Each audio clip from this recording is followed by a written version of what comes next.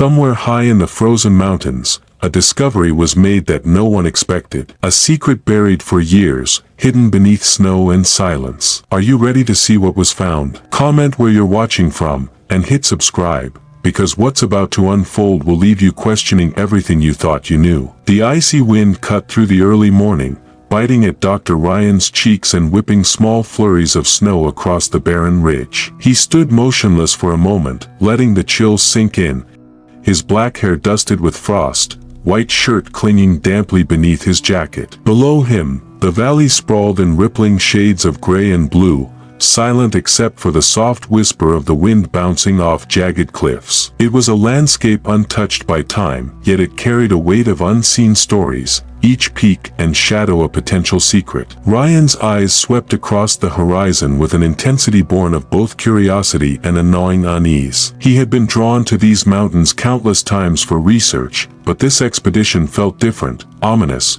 almost like the mountains themselves were holding their breath. Behind him, Jasica jogged up the slope, notepad clutched in her gloved hands, her breath forming clouds in the cold air. Her presence was a small comfort, a reminder that he wasn't completely alone, yet the unease lingered, curling around him like smoke. The team's goal was ostensibly simple: map the shifts of fault lines, document soil samples, and study subtle tremors in this frozen expanse. Yet Ryan carried more than equipment in his backpack. He carried memory, a lingering shadow of loss. 5 years ago, his fiancée's plane had disappeared in a storm far to the north, and each howl of wind, each crunch of snow beneath his boots, recalled that haunting day. As Jasica pointed to a distant ridge, Ryan nodded absently, his mind half absorbed in the present and half trapped in recollections. Marco, their local guide, was unpacking instruments from the snow vehicle, muttering under his breath as the wind rattled metal poles and sent gravel skittering across the slope. Ryan's fingers tightened around the strap of his pack, eyes scanning for the faintest movement, the slightest anomaly. Then, as a sliver of sunlight broke through the low clouds, he caught a glint, sharp, metallic, almost like the reflection of a mirror buried beneath the snow. Something about it made his pulse quicken, not the excitement of discovery, but a deep, primal unease. He motioned to Jasica, and together they began the climb toward the source, each step crunching over frost-dusted rocks, the vast silence pressing in from all sides. Ryan couldn't shake the feeling that this ridge had been waiting for them, and what lay ahead would not be ordinary. The mountains seemed to lean closer, shadows stretching like fingers, and for the first time, the expedition felt less like research and more like the uncovering of a long-forgotten secret. The glint flickered again as Ryan adjusted his grip on the icy rocks, his breath visible in ragged clouds that disappeared into the cold air. Each step upward was a battle against gravity and the thin mountain oxygen, his boots crunching over snow and loose gravel, echoing faintly against the cliffs. Jasica followed closely, notepad clutched like a shield, her expression a mixture of curiosity and apprehension. Marco brought up the rear, muttering about the treacherous slope and how the mountains seemed determined to push them back. Ryan's gaze never wavered from the glint. It wasn't just sunlight on stone, it was sharper, more deliberate, almost unnatural. A sudden gust of wind swept over the ridge, carrying with it the scent of cold metal and something faintly acrid, like burnt fuel. Ryan's stomach tightened. He motioned for Jasica to stay low as they edged around a frost-covered boulder. The glint grew brighter as they approached a narrow crevice, a jagged slit in the mountainside partially obscured by snow and ice. And then they saw it, a broken fuselage,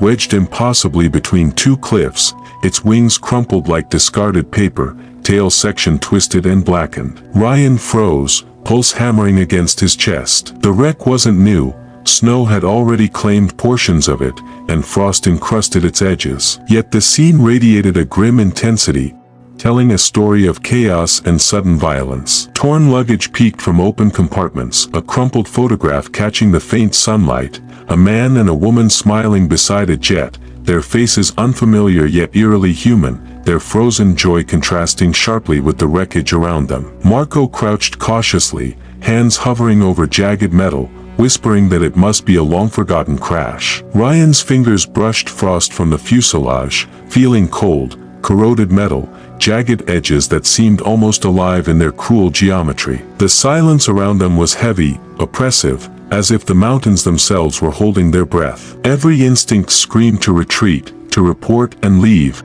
But Ryan's curiosity, mingled with a personal sense of destiny, held him in place. Jessica's camera clicked repeatedly, documenting, but even through the lens, the emotional weight of the discovery pressed down. And beneath the snow, something hinted at survival. Footprints, shallow and fading, led into a nearby ridge, suggesting that the story of the wreck was far from over. The mountains had kept their secret, but now, in this frozen moment, Ryan realized they were being invited, or challenged, to uncover it. The climb had led them here, to a frozen tableau of tragedy, waiting to whisper its truths. Ryan and Jessica carefully approached the wreck, each step measured, their breaths shallow and visible in the icy air. The fuselage seemed to loom over them, a grotesque monument to sudden disaster. The door of the cockpit was twisted open, revealing shattered controls and a seat half buried in snow. Ryan crouched, fingertips brushing over the jagged metal, feeling the cold seep through his gloves. The interior smelled faintly of rust, old smoke, and the lingering tang of fuel, an invisible reminder of the chaos that had unfolded here. Jessica whispered, pointing to a series of scratches etched into the metal near the doorway. "Look at this," she said, voice trembling. Ryan traced the jagged letters with gloved fingers. "Help us." The words were desperate, raw, and human. Someone had survived the crash long enough to reach out, to plead, and the thought sent a chill deeper than the mountain wind. They moved through the cabin slowly, careful not to disturb fragile debris. Torn luggage, a crumpled thermos, a scorched cooking tin, all told fragments of a survival story frozen in time. Ryan's mind raced, piecing together the possibilities: a pilot trying to repair a radio, passengers rationing food, someone digging through wreckage for warmth. The shadows of the fuselage seemed alive, flickering as sunlight filtered through gaps, turning frost into tiny stars. Marco, standing at the rear, muttered that no one could survive long in such conditions, but Ryan's instincts whispered otherwise. Outside, faint depressions in the snow hinted at movement, footprints leading to nowhere, then fading into drifts. The evidence of survival was there, subtle yet undeniable. Each fragment of the wreck whispered stories of courage, fear, and the primal human will to live. As they set up a small camp beside the fuselage to wait for daylight, Ryan felt the weight of history pressing down, mingling with the personal shadow he carried from his past. Every gust of wind, every creaking of metal, reminded him of his own losses and the fragile line between life and death. He realized that survival wasn't just a physical act, it was emotional, mental, and deeply human. Someone here had fought against impossible odds, and now, standing amidst the wreckage, Ryan felt the first true taste of the story they were about to uncover. The mountain kept its silence, but for the first time, it felt less like an obstacle and more like a witness to the lives suspended within its frozen folds. As evening crept over the peaks, the pale sunlight slipping behind jagged cliffs, Ryan and his team began setting up a small camp beside the wreckage. Each movement was deliberate, stakes hammered into frozen ground, canvas flaps shivering in the gusts, and the scent of snow and metal thick in the air. Jessica moved methodically, arranging instruments and cameras, her breath forming tiny clouds that drifted and disappeared into the cold. Marco, ever the pragmatist, stacked firewood scraped from frostbitten trees, muttering about the harshness of the mountains and the foolishness of lingering too long in the dark. Ryan knelt beside the fuselage one more time, letting his gloved fingers trace the jagged edges, feeling both the cold and the echoes of desperation embedded within the metal. The scratches on the door, "Help us," seemed to thrum beneath his touch, each line a silent plea, a frozen cry that had waited for discovery. As darkness fell, the mountains transformed. Shadows deepened into inky blackness, and the wind carried a low, mournful howl that seemed almost sentient. The team lit a small fire, its glow flickering against the fuselage and the surrounding rocks, casting long, distorted shapes across the snow. Ryan's eyes, reflecting the flames, were drawn to every crevice, every glint of metal, imagining the moments of fear and courage that had unfolded here months ago. He could feel the presence of those who had survived, or at least attempted to, in every scorched tin, every scattered fragment of luggage. The night pressed in, heavy and alive, and Ryan felt both fear and awe. The mountains were no longer just a backdrop.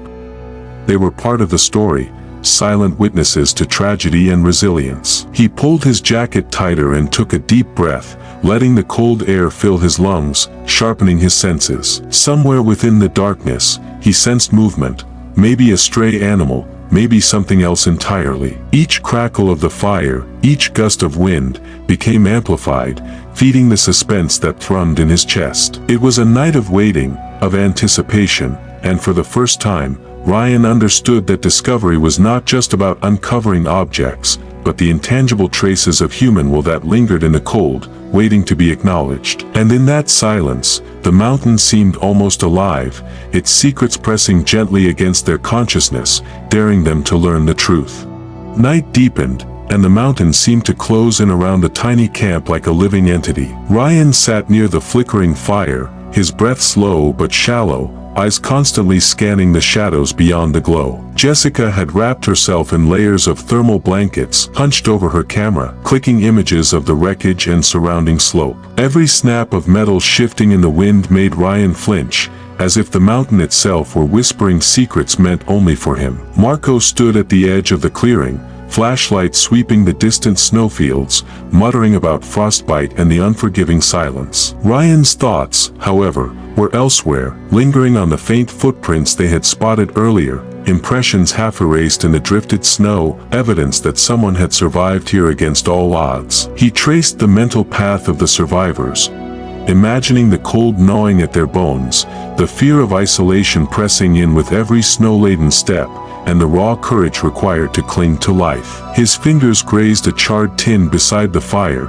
and he felt a shiver of connection. Whoever had used this to cook, to survive, had endured pain that he could almost feel himself. The wind howled again, a keening sound that seemed almost like a voice, carrying the weight of months of silence. Ryan shivered, not entirely from the cold, but from empathy, an echo of human endurance that pressed against his chest. He thought of the photograph, torn and creased, faces smiling at a moment that had ended in catastrophe. And yet, even in tragedy, there was a pulse, a stubborn insistence that life continues. Every shadow seemed to conceal movement, every glint in the snow a potential clue. He imagined the survivors huddled together, whispering to one another, rationing what little food they could salvage, tending to injuries, trying to maintain hope when all reason dictated surrender. The fire flickered, casting long, dancing shadows across Ryan's face as he realized that discovery wasn't only about documenting a wreck, it was about bearing witness to human courage frozen in time. In the silence between gusts of wind, he could almost hear voices, faint laughter, murmured conversations, the rhythm of survival echoing faintly from the past. His heart pounded as he contemplated the next steps, explore further before dawn, follow the faint trails, and uncover the full story that the mountains had hidden for so long. Every creaking branch, every shifting boulder, became part of a larger narrative that demanded patience, empathy, and courage. And as he finally allowed his eyes to close for a moment, Ryan understood the weight of responsibility, to tell the story, to honor survival, and to confront the shadows that had lingered here for so long. The first light of dawn bled over the jagged peaks, casting long, sharp shadows across the snow-dusted cliffs. Ryan's breath came in short, visible bursts as he adjusted the straps of his backpack, glancing down at the frozen valley below. The night's whispers seemed to linger in the icy air, carrying with them the weight of unseen eyes and untold stories. Jasica moved silently beside him, camera ready, eyes scanning the terrain for any anomaly that might hint at the survivor's path. Marco had already begun marking coordinates with methodical precision, his experience in the mountains guiding each careful step. Ryan felt a mixture of dread and exhilaration, a pull toward the unknown that was both magnetic and terrifying. The glint they had spotted the day before seemed sharper now, reflecting the pale morning sun in a way that made it impossible to ignore. As they ascended the ridge, the snow shifted beneath their boots, carrying faint echoes of movement from the past. Every footstep was deliberate, each crunch of ice and gravel amplifying the tension. Ryan's mind raced with possibilities: survivors hidden in caves, footprints leading to shelter, or signs of struggle against the relentless cold. Halfway up the slope, they found remnants of a small fire, ashes frozen into the snow like the memory of warmth itself. Jasica knelt beside it, her breath catching. "They were here," she whispered. Ryan crouched beside her, tracing the edges of blackened stone and scattered twigs, imagining the person who had fought to survive in this unforgiving expanse. The wind carried a low, mournful moan, as though the mountain itself mourned with them, echoing over the peaks. Every glance around revealed more clues: small depressions in the snow, fragments of torn fabric, a discarded thermos glinting faintly under the morning light. Ryan's pulse quickened. It wasn't just wreckage, they were following the invisible trail of human endurance. And then, beyond a jagged outcrop, the outline of a cave emerged, partially hidden by ice and fallen branches. The faint smell of smoke drifted from within, sudden and surreal in the crisp mountain air. Ryan's stomach tightened. Someone had survived here. The mountain had held its secret for months, maybe longer, and now the truth was within reach. The anticipation was electric, the suspense palpable, as he signaled to Jasica and Marco to approach carefully. The hollow silence of the mountain stretched around them, waiting for the next revelation. Ryan took a deep breath, feeling the weight of responsibility and the pull of curiosity. The story that had been frozen in snow for months was about to unfold, and he knew that whatever awaited in that cave would change everything. Ryan edged closer to the cave entrance, the morning light fading behind them as the shadows of the cliffs swallowed the narrow opening. The faint smell of smoke grew stronger, mingling with the cold, damp scent of stone and frost. Jessica's flashlight cut through the dim interior, revealing rough-hewn walls lined with jagged rocks and scattered debris. Marco followed silently, his hands hovering over the backpack straps as though ready for anything. Ryan's heart thudded painfully, each beat echoing in the hollow space around them. He moved carefully, mindful of the fragile footprints and signs of survival embedded in the dirt and snow at the threshold. And then he saw them. 5 figures huddled together near the back of the cave, wrapped in makeshift blankets fashioned from torn fuselage seats. Their faces were pale, lips cracked from cold, eyes wide and wary. One woman blinked against the sudden intrusion of light, her voice raw and trembling as she whispered, "You found us." Ryan felt a jolt of disbelief and relief, his mind struggling to process the reality before him. These people had survived months in isolation, enduring cold, hunger, and uncertainty beyond what most could imagine. Every detail told a story: the careful arrangement of supplies, small carved markings on metal, soot-blackened tins used for cooking, and the faint scent of snowmelt water. Ryan crouched, offering a gentle reassurance. "You're safe now," he said softly, trying to match the calm determination that had kept them alive. The survivors' eyes held a mixture of incredulity and exhaustion, yet beneath that, an unbroken spark of willpower shone through. Jasica snapped photos, careful not to startle anyone,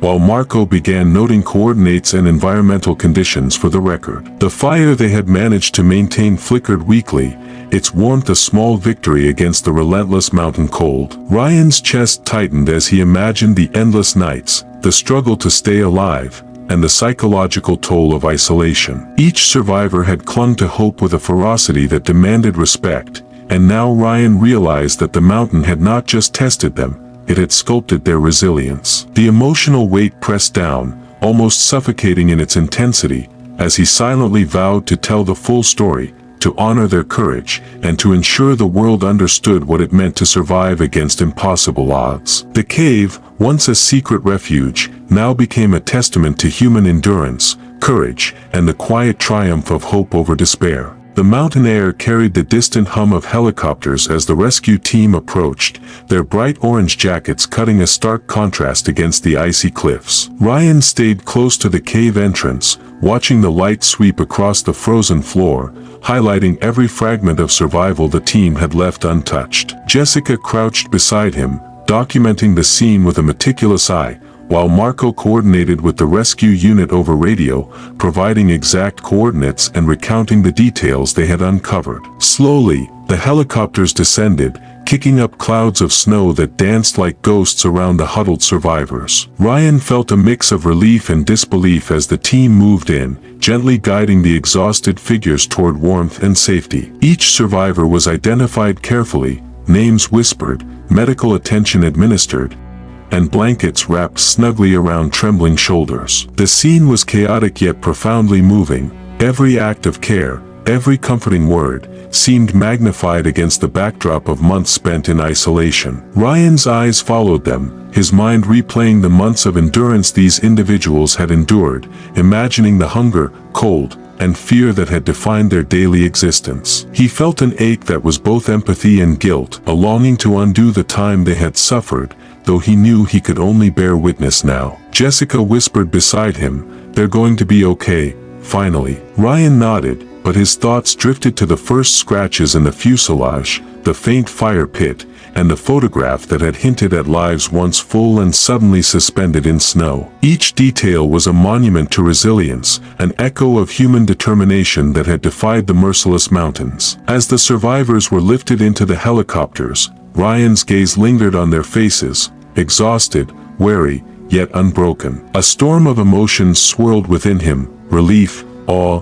sorrow, and a deep recognition of courage that transcended words. The mountain, once silent and indifferent, had revealed its secret, but in doing so, it had also demanded reverence for the endurance it had forced upon these lives. Ryan took a deep breath, feeling the cold air sting his lungs, and silently promised to honor their story, to let the world see not just a miracle, but the raw human struggle and resilience that had made it possible. In that moment, the vast, indifferent peaks felt less like obstacles and more like witnesses, silent, solemn, and eternally remembering.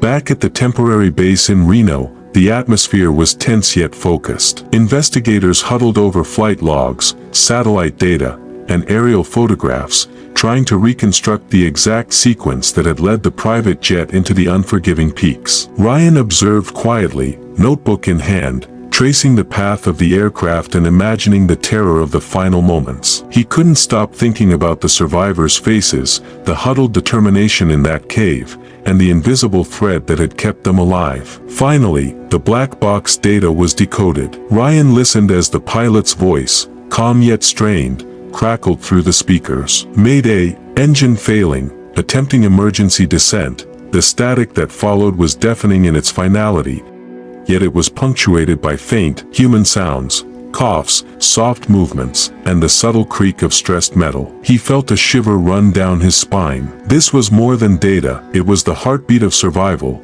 the echo of decisions made under unimaginable pressure. The lead investigator turned to him. "He did everything he could," the man said. Ryan nodded silently, though a quiet ache lodged in his chest. He understood the weight of command, the impossible choice between life and death, hope and despair. Hours later, Ryan visited the survivors in the hospital. Each one was recovering at their own pace. Rebecca, the woman who had whispered her disbelief in the cave, now spoke with a soft, cautious strength, recounting the strategy, the rationing, the careful attention to fire and water, and the small routines that had kept them sane. Ryan listened, scribbling notes, each word a reminder of human resilience. He thought of the photograph he still carried, linking past tragedy to present survival, a subtle thread of fate that seemed both cruel and merciful. Sitting beside the hospital bed, he realized that witnessing this story had changed him. The mountains, the wreck, and the struggle had forced him to confront his own fears, regrets, and grief. He understood now that survival wasn't just about making it through the night. It was about the echoes left behind, the courage in every small action, and the responsibility to honor those moments. Each life saved, each detail recorded, was a testament not only to the survivors but to the unspoken bond that connects all who endure. The black box, once a silent recorder of tragedy, now sang a hymn of resilience, and Ryan felt the weight of both grief and gratitude settle over him like the soft hush of snow over the mountains. A year had passed since the mountain revealed its secret, yet Ryan felt the peak's silent presence as if they were waiting, watching. Early autumn dusted the cliffs with a fragile layer of snow, softening the jagged edges that had once seemed so merciless. The helicopter descended toward a plateau near the original crash site, where the government and local volunteers had constructed a modest memorial. From above, it looked serene, a circle of stone, a bronze plaque at its center, an island of remembrance amidst the raw wilderness. Ryan stepped onto the frozen ground, inhaling the thin, pine-scented air, feeling the chill pierce through his jacket. Laura Green, older, more resilient than he remembered, was already there, her eyes scanning the horizon before settling on him with a faint smile. "You made it," she said quietly. "I wasn't sure you would." Ryan nodded, the weight of months of discovery and reflection pressing into him. "I had to," he said. "I owed it to them." Together, they walked toward the plaque. The snow crunched beneath their boots, each step echoing across the valley, mingling with distant bird calls. The names etched into the stone were precise, deliberate, a record of those lost, those found, and those who risked everything to bring them home. Ryan knelt, tracing the engraved letters, feeling the weight of each life, each story, and the invisible threads that connected past tragedies to present courage. He placed a small metal plaque he had carried, engraving simple words, "For those who waited, for those who endured." The wind swept through the plateau, carrying a faint, ethereal murmur, as if the mountain itself acknowledged their tribute. Ryan closed his eyes, imagining the laughter of the research team, the quiet strength of the survivors, the selfless courage of the pilot who had saved lives at the cost of his own. Laura stood beside him, a silent sentinel, sharing the solemnity of the moment. "Rebecca's doing well," she said softly. "She's helping families of crash victims now. She wanted to be here but wasn't ready." Ryan smiled faintly, understanding. Some places, some memories,